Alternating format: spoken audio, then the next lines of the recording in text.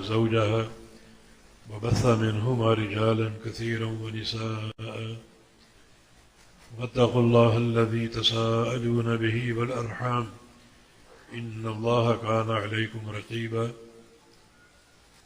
يا أيها الذين آمنوا اتقوا الله وقولوا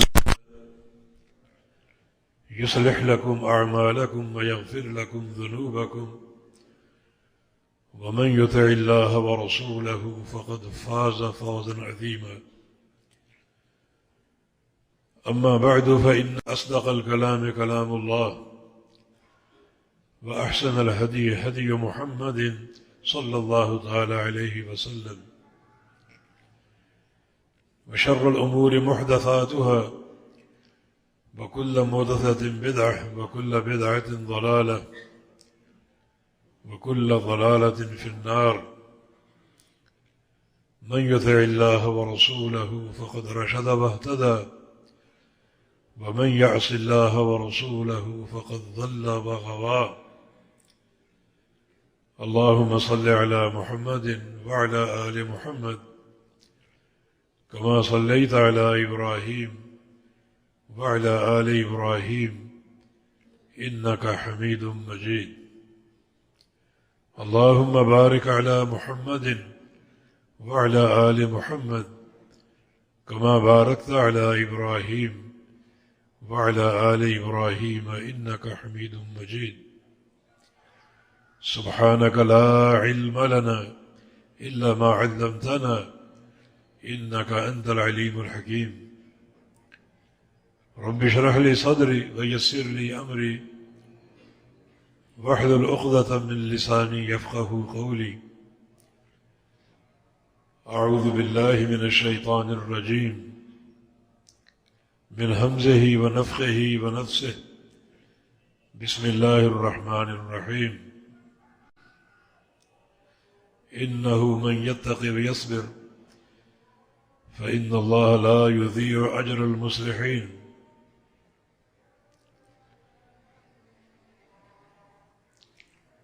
اللہ رب العزت کے اپنے بندوں پر انعامات و احسانات کے مختلف مظاہر ہیں۔ اللہ تعالی ان کا اظہار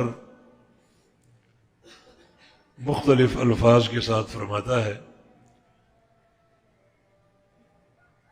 کسی کے لیے گناہوں کی بخشش کا وعدہ ہے، کسی کے لیے جنت کے داخلے کا وعدہ ہے، کسی سے محبت کا ذکر ہے، اور کسی کے عمل پر راضی ہونے اور خوش ہونے کا ذکر ہے۔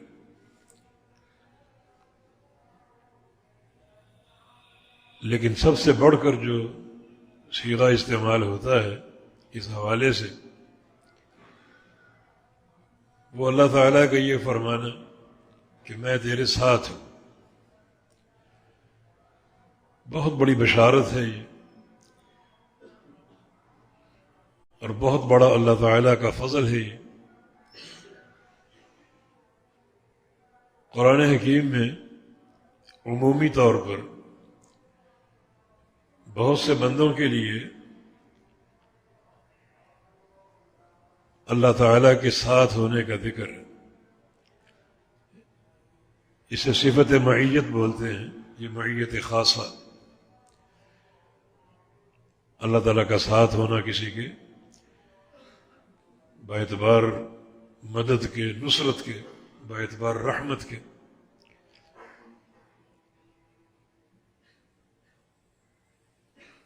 دنیا اور آخرت میں، جیسے وَأَنَّ اللَّهَ مَعَ الْمُؤْمِنِينَ، اللہ تعالیٰ اپنے مومن بندوں کے ساتھ ہے۔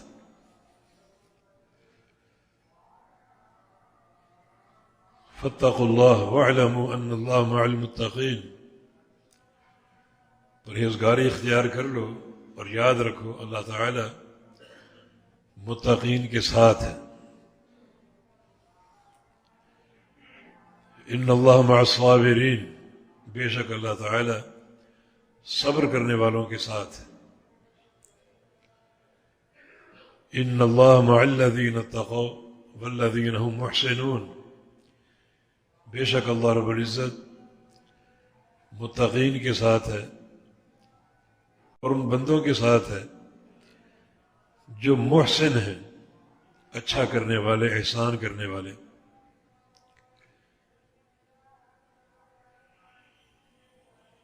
یہ عمومی طور پر بعض وہ بندے ہیں جن کے ساتھ اللہ تعالیٰ نے اپنی معیت کا اعلان فرمایا، ویسے وہ سب کے ساتھ ہے، وہ معیت عامہ، مسلمانوں کے ساتھ، کافروں کے ساتھ، مگر وہ معیت جو ہے باعتبار سمع اور بصر کے، سب کو سن رہا ہوں، سب کو دیکھ رہا ہوں، باعتبار احاطہ کے، سب کو میں نے گھیر رکھا ہے، باعتبار بادشاہت کے، مگر یہ معیت خاصہ ہے، نصرت اور تائید، مدد، رحمت اور فضل و احسان، اس معیت کو یہ سارے معنی حاصل ہیں۔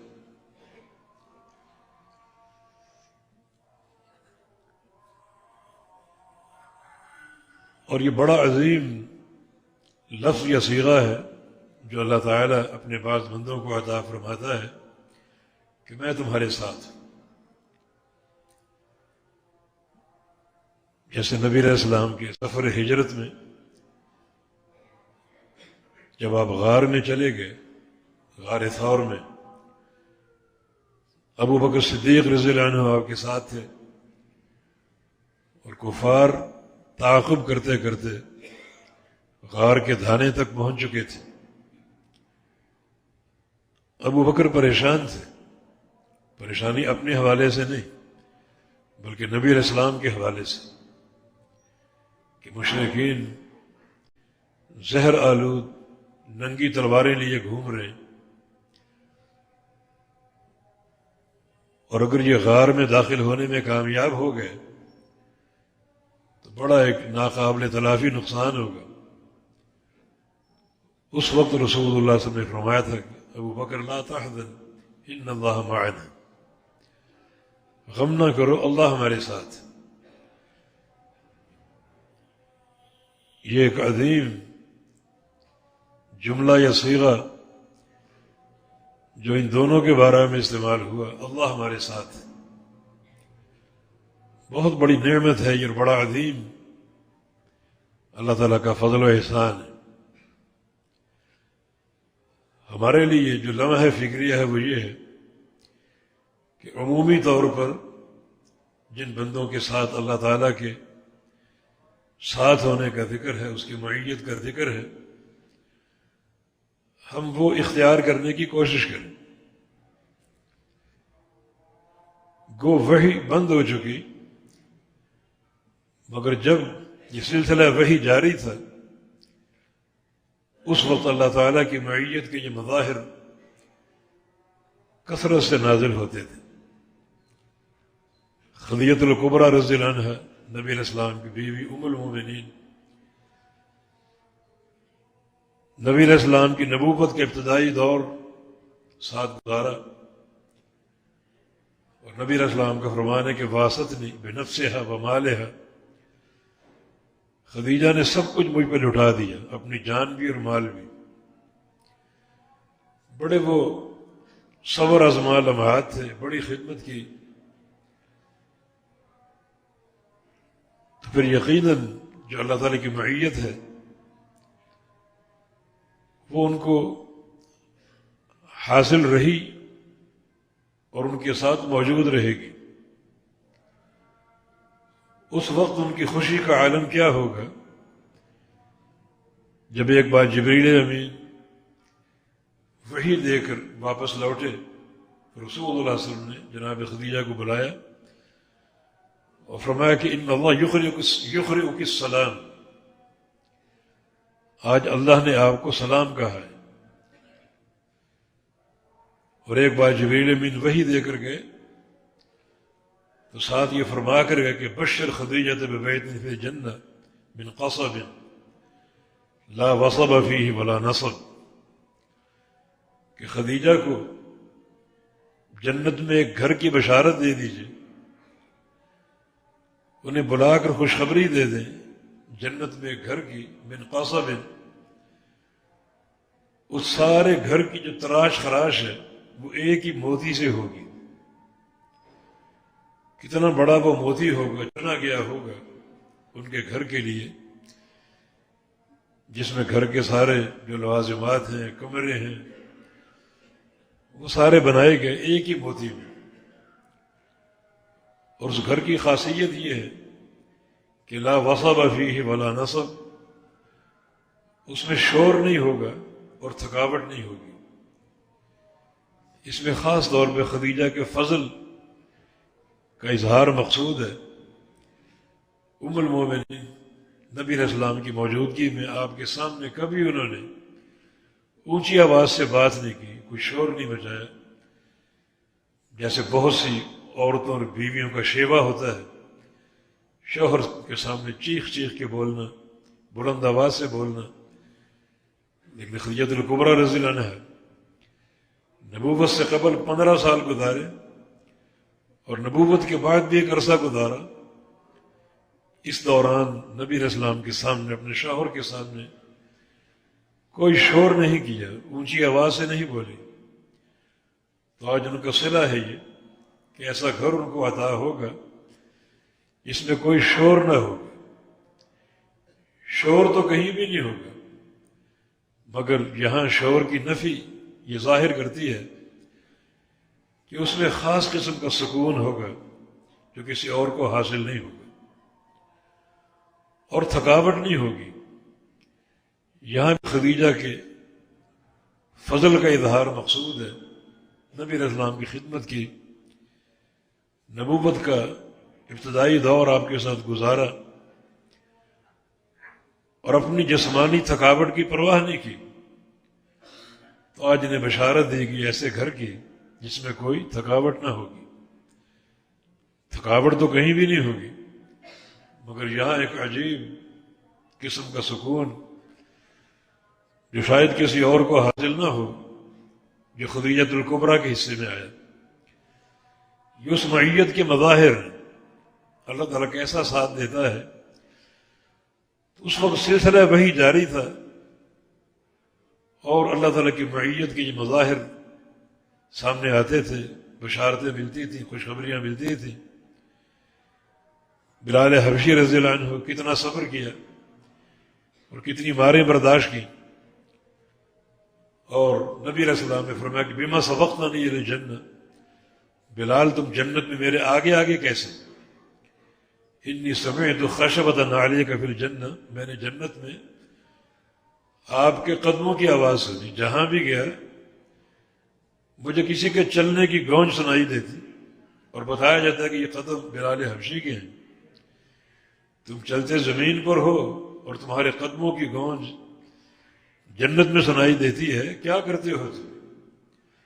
تو یقیناً یہ اسی صبر کے مظاہر ہیں جس پر اللہ تعالیٰ کی معیت ملتی، ان اللہ مع الصابرین۔ اور خاندان یاسر جس کے 3 افراد، خود یاسر رضی اللہ عنہ اور ان کے بیٹے عمار اور ان کی بیوی سمیہ، بے تحاشا تکلیفیں دی گئیں، بڑے آزمائے گئے، جھنجھوڑے گئے، کھولتا ہوا پانی ڈالا گیا، پتھروں پر لٹایا گیا، کانٹوں میں گھسیٹا گیا۔ اسلام کا ابتدائی دور تھا اور صبر کے مظاہر جگہ جگہ دکھائی دے رہے تھے،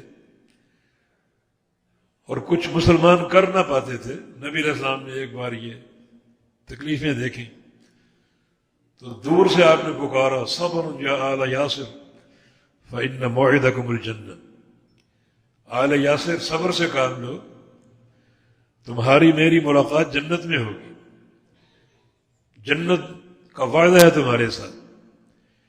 تو اسی معیت کی یہ مظاہر اللہ تعالیٰ ساتھ دیتا ہے اور ساتھ نبھاتا ہے ہمیشہ ہمیشہ کے لیے، تو ہم یہ جو عمومی صفات بیان ہوئی ہیں اپنے اندر وہ پیدا کرنے کی کوشش کریں۔ وَأَنَّ اللَّهَ مَعَ الْمُؤْمِنِينَ، اللہ تعالیٰ مومنین کے ساتھ ہے، جو اللہ پر ایمان لانے والے، اللہ کے رسول پر ایمان لانے والے۔ اور اللہ پر ایمان کی تکمیل جو ہے وہ توحید کے بغیر مکمل نہیں ہوتی، اور رسول پر ایمان کی تکمیل جو ہے وہ نبی علیہ السلام کی اتباع کے بغیر مکمل نہیں ہوتی، بلکہ اصل ایمان باللہ جو ہے وہ عبارت ہے عقیدہ توحید سے، اور اصل ایمان بالرسول جو ہے وہ عبارت ہے آپ کی اتباع سے، آپ کی فرما برداری سے۔ تو ایک بندہ اگر توحید پر قائم ہو اور نبی علیہ السلام کی اتباع کے منہج کو اختیار کرنے والا ہو تو اللہ کی معیت اس کے ساتھ ہے۔ ہماری تمام تر جد و جہد کا محور جو ہے وہ ایمان، اللہ پر ایمان، اللہ کے رسول پر ایمان۔ اللہ پر ایمان کا تقاضا اللہ کی توحید کو ماننا، شرک سے بچنا، اور رسول پر ایمان کا تقاضا رسول کریم صلی اللہ علیہ وسلم کی فرمانبرداری، اطاعت اور اتباع، اور پوری طرح آپ کی پیروی۔ تو یقیناً جب بندہ منہجی طور پہ، اعتقادی طور پہ اور عملی طور پر ان دونوں چیزوں کو اپنا لے اور حقیقت ایمان سے سرشار ہو جائے تو اللہ تعالیٰ کا وعدہ ہے کہ میں تمہارے ساتھ ہوں، اس کی معیت کا وعدہ ہے۔ یہ عمومی صفات ہیں جن کو سمجھنے اور پیدا کرنے کی ضرورت ہے۔ فاتقوا اللہ واعلموا ان اللہ مع المتقین، اور تقوی اختیار کرو اور جان لو کہ اللہ تعالیٰ متقین کے ساتھ ہے۔ بڑا عظیم الشان یہ وعدہ ہے متقین کے ساتھ ہونا، اور تقوی عبارت ہے گناہوں کو چھوڑنے۔ کوئی گناہ سامنے آئے، کسی گناہ کی دعوت سامنے موجود ہو، اسے اللہ کے خوف کی بنا پر ٹھکرا دینا، یہ حقیقت تقوی ہے۔ اور تقوی نام ہے اللہ اور اس کے رسول کی اطاعت کا۔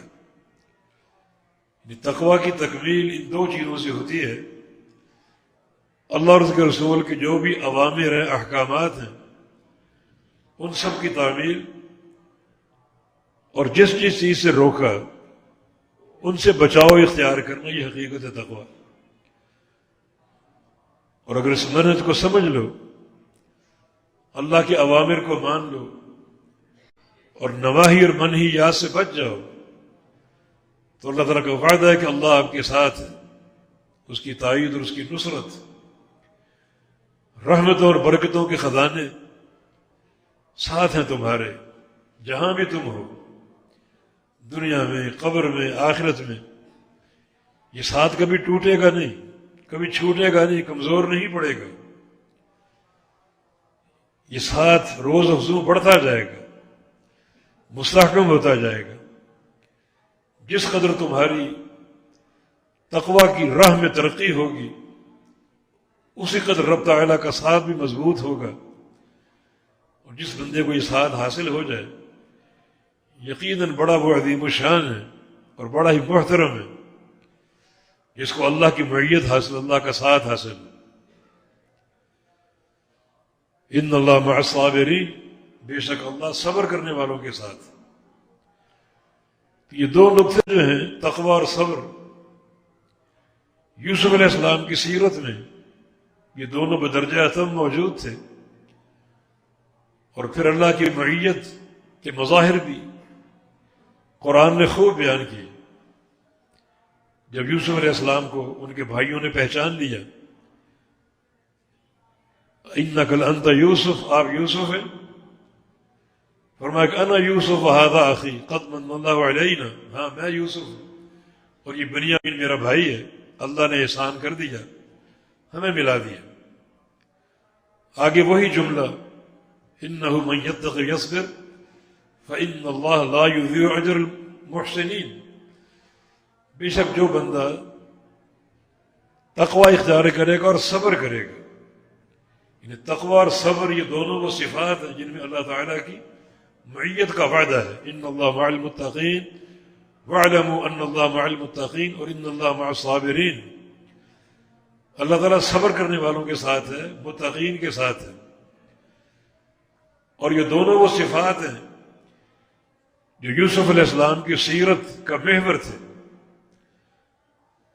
اور ان دونوں صفات کو یوسف علیہ السلام کی سیرت میں مرکزیت حاصل. تقوی اور صبر. صبر کا پہلا مظاہرہ جب کنویں میں ڈالے گئے بڑا یہ تکلیف دہ مرحلہ تھا، اور اللہ نے صبر کی توفیق دی. مگر اس سے بڑا مرحلہ جب کنویں سے نکالے گئے، اس وقت صبر کا بڑا مظاہرہ کیا انہوں نے. جب اس قافلے نے آپ کو کنویں سے نکالا تو کہہ دیا ہوتا کہ قریبی میرے ابو ہیں، مجھے وہاں پہنچا دو، میرے بھائیوں نے مجھے ڈالا ہے اور میرے والد یہاں قریب ہی ہیں، وہاں مجھے پہنچا دیا جائے. مگر خاموشی اختیار کی. خاموشی کیوں اختیار کی؟ جس وقت بھائی کنویں میں ڈال رہے تھے، اللہ تعالیٰ کا فرمان وَأَوْحَيْنَا إِلَيْهِ لَتُنَبِّئَنَّهُمْ بِأَمْرِهِمْ هَذَا وَهُمْ لَا يَشْعُرُونَ. اللہ نے وحی کی، یوسف علیہ السلام کے دل میں یہ بات ڈالی کہ ایک وقت آئے گا تم اپنے بھائیوں کو خبر دو گے اس سارے قصے کی، اور انہیں خبر تک نہ ہوگی، شعور تک نہ ہوگا، سب کچھ بھول چکے ہوں گے. اس وحی سے یوسف علیہ السلام کا استنباط یہ تھا کہ اگر فوراً گھر پہنچا دیا گیا تو یہ تو تازہ قصہ ہے، والد کو بتاؤں گا تو یہ تو بھائی جانتے ہیں. مگر یہ کون سا موقع ہے کہ تم اپنے بھائیوں کو خبر دو گے جب ان کو شعور تک نہیں ہوگا، سب بھول بھال گئے ہوں گے. لگتا ہے یہ بات بعد کی ہے. یہ توکل کی بڑی عظیم مثال. خاموشی اختیار کر لی، رب تعالیٰ کے سپرد کر دیا. اس وقت کے انتظار کے لیے جب بھائی سامنے آئیں گے، اس واقعے کو بھول چکے ہوں گے، تب ان کو خبر دو. تو کنویں میں ڈالا جانا صبر ہے، مگر کنویں سے نکالا جانا مزید یہ صبر کا مظاہرہ کہ خاموشی اختیار کر لی اللہ تعالیٰ کے اس فرمان کے سامنے کہ تم ان کو اس وقت خبر دو گے اس قصے کی جب یہ بالکل بے شعورے ہوں گے اور سب کچھ بھول چکے ہوں گے. یہ بڑا صبر ہے، ورنہ اس وقت کہہ دیتے کہ میرے ابو یہاں سے قریب ہے، مجھے وہاں پہنچا دو. لیکن خاموشی اختیار کی. یہ یوسف علیہ السلام کی سیرت کا ایک عظیم مرحلہ اور صبر کی عظیم داستان. صبر کا مظاہرہ کیا. یہ صبر ان کی زندگی کا حصہ تھا، اور کئی مقامات پر صبر ہوا، حتیٰ کہ نبی کا یہ بیٹا بکا چند کوڑیوں کے عوض. بشروہ بثمن بخس دراہم معدودہ، تھوڑے سے درہموں کے عوض بیچے گئے. یہ بھی تو صبر کا مرحلہ. اللہ کے نبی کا بیٹا اور آگے نبی بننے والا، اور اس کا مول چند کوڑیاں، چند دراہم. اور پھر عزیز مصر کے محلات میں پہنچائے گئے بطور خادم کے. یہ بھی تو صبر کی داستان. اور پھر ایک واقعہ ہوا جو تقوی اور صبر کا عظیم مظہر تھا. حسن یوسف، جیسا کہ ایک حدیث میں یوسف علیہ السلام کو دنیا کا آدھا حسن دیا گیا. کیا ان کا حسن ہوگا، کیا چہرے کا جمال ہوگا، کیا ان کے چہرے کے نقوش ہوں گے کہ عزیز مصر کی بیوی ان پر فریفتہ ہو گئی، اور بالآخر ایک روز وہ خلوت میں لے جانے میں کامیاب ہو گئی. اور خلوت بھی بہت بڑی تھی، محل کے بہت سے کمرے، ہر کمرہ بند کر دی گئی اور آخری کمرے میں لے گئی جہاں کسی کے پہنچنے کا امکان نہ ہو. بڑی خلوت میسر آ گئی. غلقت الابواب، اور سارے دروازے سختی سے بند کر دیے، کسی کے پہنچنے کا امکان ہی نہ ہو. حسن، شباب، مال و دولت کی فراوانی. پھر عزیز مصر کی بیوی، بادشاہ مصر کی بیوی، بہت بڑا عہدہ. یہ پیشکش قبول کر لیتے، لیکن نہیں، تقوی کا مظاہرہ. اور اللہ تعالیٰ مستقبل میں انہی بندوں کو اچھی شہرت سے نوازتا ہے، نیک نامی سے نوازتا ہے جو اس قسم کے مراحل میں متقی ثابت ہو، جو اللہ کی حدود کو پامال نہ کرے، وہ پھر اس آسمان کے ستارے بن جاتے ہیں۔ اللہ تعالیٰ ان کو نیک نامی دیتا ہے، اچھی شہرت دیتا ہے، اور اللہ رب العزت ان کی عزت اور ان کے احترام کے تقاضے دنیا والوں پر واضح کرتا ہے، جیسا کہ یوسف علیہ السلام کی برات بھی عزیز مصر کے سامنے ثابت ہوئی۔ یہ بھی تو ایک صبر کا اور تقوی کا مظاہرہ تھا۔ تقوی اس لحاظ سے کہ اللہ کی حد کو پامال نہیں کیا، گناہ کی دعوت سامنے ہے مگر ٹھکرا دی اللہ کے خوف سے، معاذ اللہ، اللہ کی پناہ، یہ گناہ ہے، بہت بڑا جرم ہے یہ، اور میں اس کا ارتکاب نہیں کر سکتا، یہ تقوی ہے۔ اور صبر بھی ہے، صبر اس لحاظ سے کہ ایک گناہ سامنے ہو، وہ گناہ میں لذت ہو اور اس کو چھوڑ دینا بڑا ایک صبر آزما کام ہے۔ صبر کے 3 معنی ہیں، ایک اللہ کی اطاعت کر کے صبر کرنا، اور بعض اوقات اطاعت میں صبر کرنا پڑتا ہے۔ حج یہ پورا وقت ایک صبر کا وقت ہے، جس میں کبھی بھاگنا پڑتا ہے، کبھی چلنا پڑتا ہے، کبھی جاگنا پڑتا ہے، کبھی سونا پڑتا ہے۔ طواف اور سعی ہے، اور عرفات اور صفا مروہ، اور پھر مزدلفہ اور منا، اور 10 ذو الحج، کئی اس میں اعمال انجام دینے پڑتے ہیں، قربانی دینی پڑتی ہے، بالوں کی کٹنگ یا منڈوانا پڑتے ہیں، اور پھر بیت اللہ واپس آنا پڑتا ہے طواف افاضہ کے لیے، سعی کرنی پڑتی۔ بڑا یہ تھکانے والا سفر ہے، یہ صبر سے عبارت ہے۔ رمضان آنے والا ہے، یہ صبر کا مہینہ ہے۔ آج کل سردی ہے، ٹھنڈے پانی سے وضو کرنا صبر آزما میں رکھنا۔ رات اگر اللہ قیام کی توفیق دے دے تو نرم اور گرم بستر کو چھوڑنا صبر آزما مرحلہ، تو اطاعت کر کے صبر ہوتا ہے۔ اور اگر گناہ سامنے ہو اور گناہ بھی لذیذ ہو، اس کو چھوڑنا بھی صبر ہے۔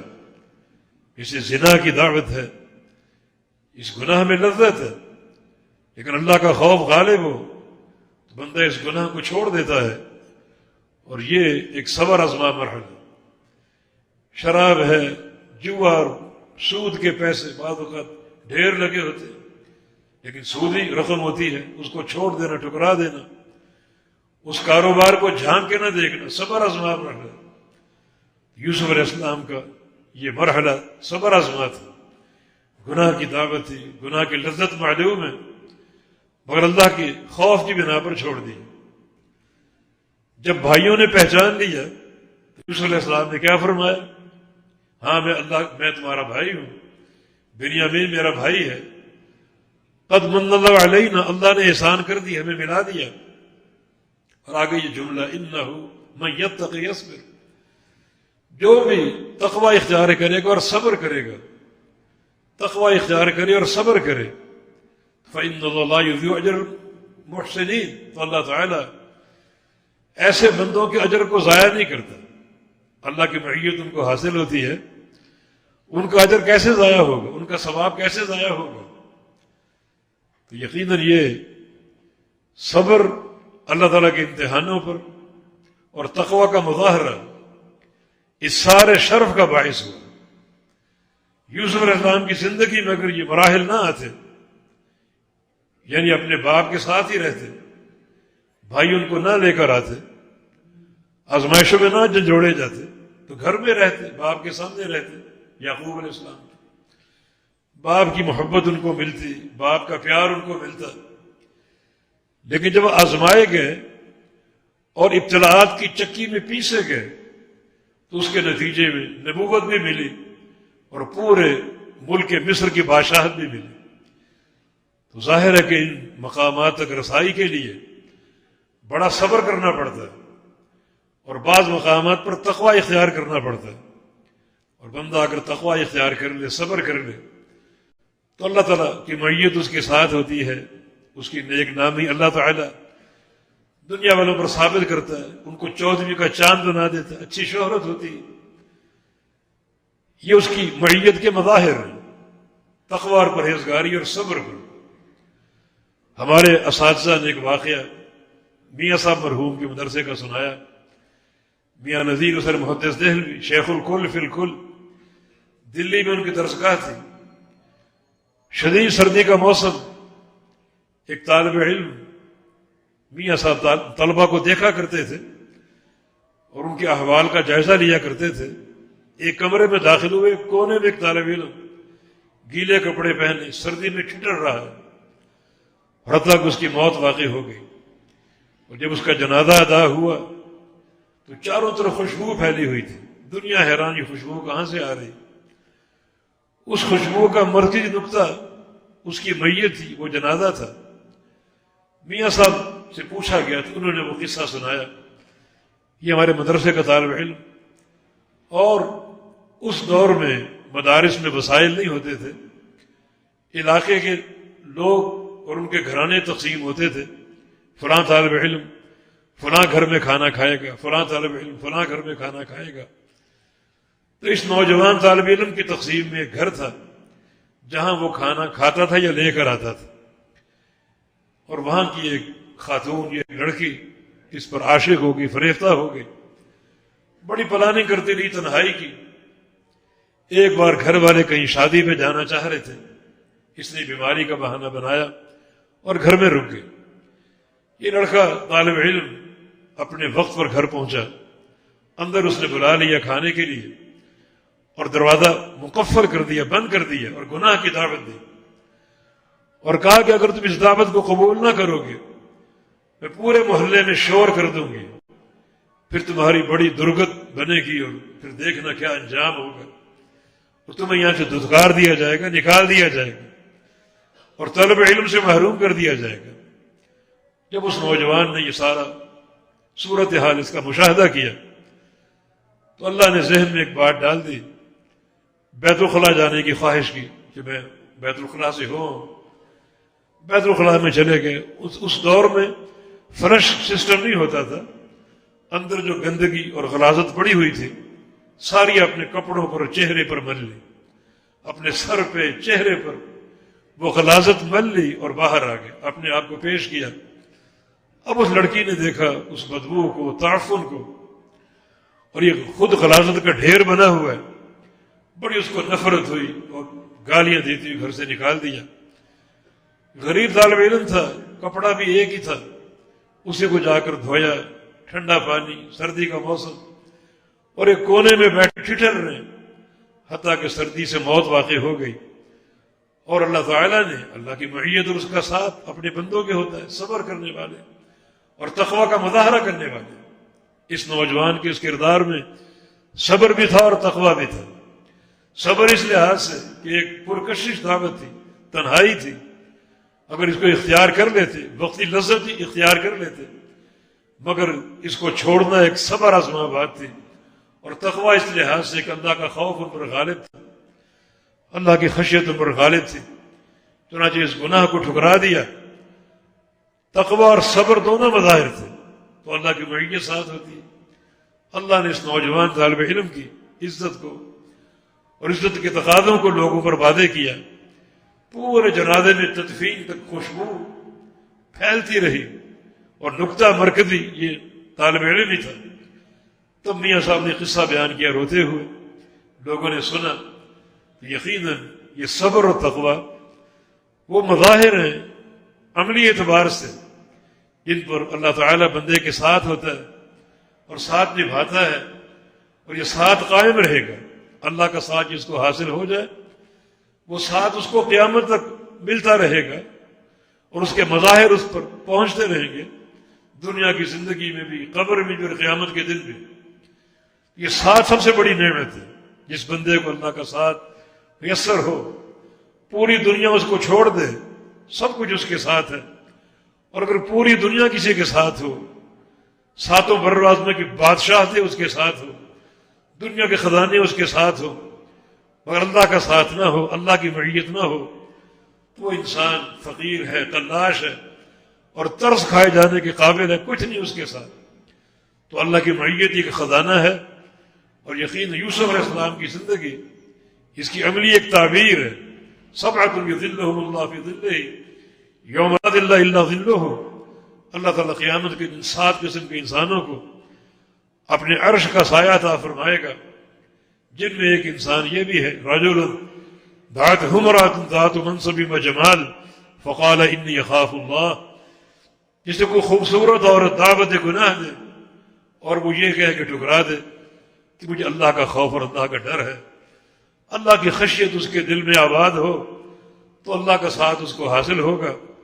یہ تقوی، صبر اور یہ مراحل بڑے قیمتی ہیں، جس بندے نے اختیار کر لیے تو یقیناً اللہ کی معیت اس کو حاصل ہوگی اور اللہ کا ساتھ اس کو حاصل ہوگا۔ یہ ساتھ اگر نصیب ہو تو انسان مالا مال ہے، بڑا مالدار ہے، دنیا آخرت کے خزانے سمیٹنے والا ہے، اللہ کی محبت کے جواہر سمیٹنے والا ہے، اور وہ انسان بڑا خوش نصیب ہے۔ اور اگر یہ ساتھ حاصل نہ ہو، چاہے پوری دنیا ساتھ ہو، دنیا کے خزانے ساتھ ہو، وہ انسان فقیر اور کلاش ہے، کچھ نہیں اس کے پاس، تہی دست اور تہی دامن۔ تو مظاہر موجود ہیں، صفات موجود ہیں، اللہ تعالیٰ مومنین کے ساتھ، اللہ تعالیٰ صابرین کے ساتھ، اللہ تعالیٰ متقین کے ساتھ۔ ان اللہ مع الذین اتقوا، اللہ ان بندوں کے ساتھ ہے جو تقوی اختیار کر لیں، والذین هم محسنون، اور ان بندوں کے ساتھ بھی جو محسن ہو، محسن کا معنی اچھا کرنے والے، ہر کام میں اچھائی کو اپنا لیں، نماز پڑھے تو اچھی نماز پڑھیں، حج کرنا جائیں اچھا حج کریں، ہر کام کو سنوار کر کریں، اور سنوارنے کا معنی اس کام پر اللہ کے حبیب کی سنت کو قائم کر دیں۔ عمل کا حسن نبی علیہ السلام کی سنت ہے، اور عمل کی خوبصورتی نبی علیہ السلام کی سنت ہے۔ تو جو بندہ اس طرح اتقان پیدا کر لے، ہر عمل میں حسن پیدا کر لے اور نبی علیہ السلام کی سنت کے رنگ کو قائم کر دے، وہ حقیقی محسن ہے اور اللہ کا ساتھ اس کو حاصل ہے۔ تو ان مظاہر کو اپنائیں، ان صفات کو اپنائیں تاکہ ہم اللہ کی معیت مل جائے۔ یہ بڑا انمول خزانہ ہے، کوئی نعمت اس کا مقابلہ نہیں کر سکتی۔ سب سے عظیم بشارت اور سب سے عظیم خوشخبری ہے۔ اللہ پاک مجھے اور آپ کو توفیق عطا فرما دے، اللہ کی معیت ہم کو حاصل ہو جائے، اللہ ہمیں سچا اور پکا مومن بنا دے، صبر کرنے والا بنا دے، متقی اور محسن بنا دے، اسی کی توفیق سے ممکن ہے۔ اقول قولی ھذا واستغفر اللہ لی ولکم وآخر دعوانا ان الحمد للہ۔